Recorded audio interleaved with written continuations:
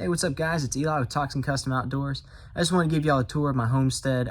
Some of you may know, a year ago I bought a property, decided to turn that house into a homestead. It's on 8 acres. Basically, when we got the house, it was pretty bare bones. Most of the property was all grown up. We had to get a brush hog out to clear an area for the pond, and just to be able to actually go and explore the property. You'll be able to see everything in the tour that I give you. A few things that you might need to know. First of all, this has taken a good bit of time. You're going to see pictures from when we first bought the house last winter, and then you're going to see pictures from the spring and summer, and then you're going to see things from now. And so the yard itself right now is in a state of disarray. We had, about a week ago, a huge freeze came through, killed off pretty much every plant except for a few, and then busted some pipes under my house. So I've been doing plumbing work all week. I've been taking care of all kinds of crap all week. But basically, that storm that came through knocked over our chicken coop roof. We had bags covering the plants to try and keep them from freezing. Those just got blown all over the place. There's trash everywhere. All of our chicken feeders got blown around the yard. So I understand the yard is in a state of disarray right now. I promise it's not always like that. It's not normally like that. It's just we've had a heck of a week. Anyways, I'm going to get into the tour. I'm going to have some more videos coming soon. My New Year's resolution is to start posting a little bit more and be a little bit more active in it. The biggest struggle for me is the editing, because I could do all the projects. I mean, to be honest with you, as I'm filming this right now, I've already done 3 more projects that I filmed. The issue is editing. I'm just so slow with it, and it takes so long for me. But bear with me. I promise I'll be getting some more videos out coming to you soon. But anyways, without further ado, here's the tour.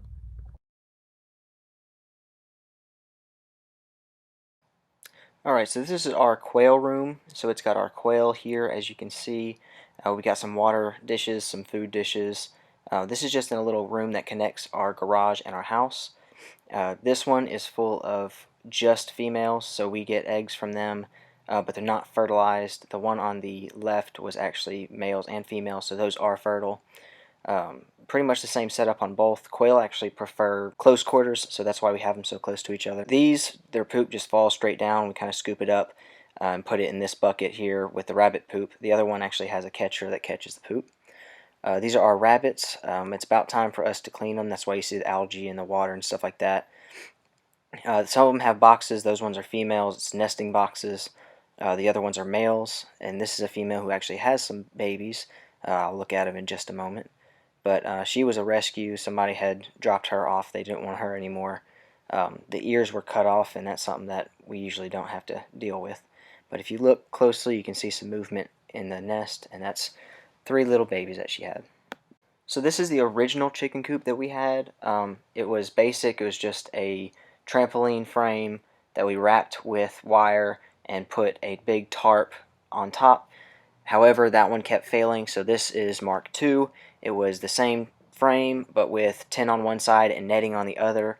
It was a whole lot better. It worked a lot better until a storm hit. At the same time that this freeze just recently hit, and it blew everything everywhere. So now, this is what we're currently using. It's the outdoor quail pen, but since we have our quail inside for right now, we're just using it as a chicken coop. You can see that we have this generic stuff. It's super flimsy. So we added this thicker wire that keeps the predators out, and then I also added this hardware cloth at the bottom, and that keeps raccoons from reaching in and grabbing them while they're sleeping. So that's just a little added security. In the summertime, this is what it would look like. It's with the quail in it. We just keep our males out there, and the female layers stay inside. That's just a way for us to save a little bit of space and give them a little bit more free range. So this is winter of last year, and we basically just had some really tiny raised beds.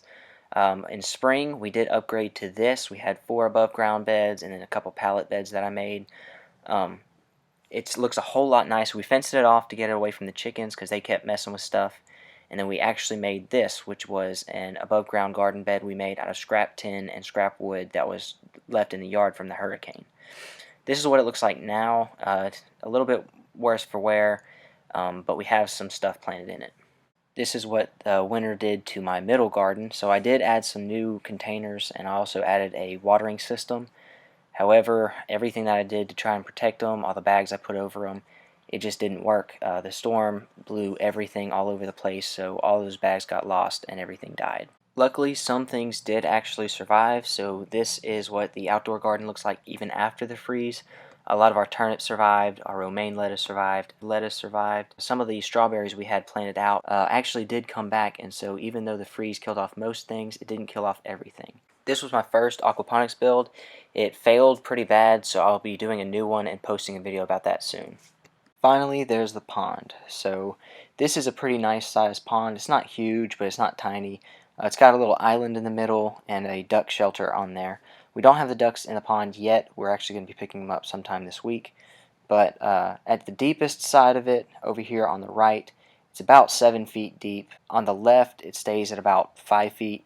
And everywhere in the middle is between 3 to 5 feet deep. On the other side of that tree line is the highway that runs by our house. If I don't do these voiceovers, then all you hear is wind and cars passing, so I apologize for the audio quality, but that's the best quality we can get. Also, between our house and the highway is this creek. Now, I do a whole lot of trapping in this creek for minnows and crawfish. The only issue with having the pond is it does attract predators. You can see some coyote and raccoon tracks here. Also, this was a gator that moved into our pond. He only stayed for about a weekend, so I didn't really think anything of it until a couple days later. I found him in my driveway, and if he's brave enough to come out and meet me where I'm at, then I don't want him around my chickens and my cats and my dogs or anything like that. So I decided to capture him, and I released him in a nearby river. I do anticipate there's probably going to be a lot more in the future. That's just Louisiana. And I do also set out snares and traps for the coyotes in case they do try to come near my house. The last thing I want to talk about are my pets. So I've got 2 dogs, Striker and Skeletor.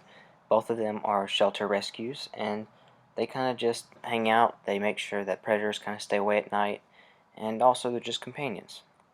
And then we have 3 cats. We have Vladimir, Olga, and Oscar. And so they keep the mice down. They're actually one of the most crucial parts of the whole operation because they keep the mice away from the feed and out of their food. And we've never seen a living mouse in our house. We've seen a ton of dead ones, but luckily not a single live one. Alright guys, I don't know how to do conclusions very well, so this is the end of the video. Like, subscribe, whatever. If you have any questions, pop them in the comments. I'll link the Discord in the description where you can see all my projects and things like that. Other than that, God bless, and have a great new year.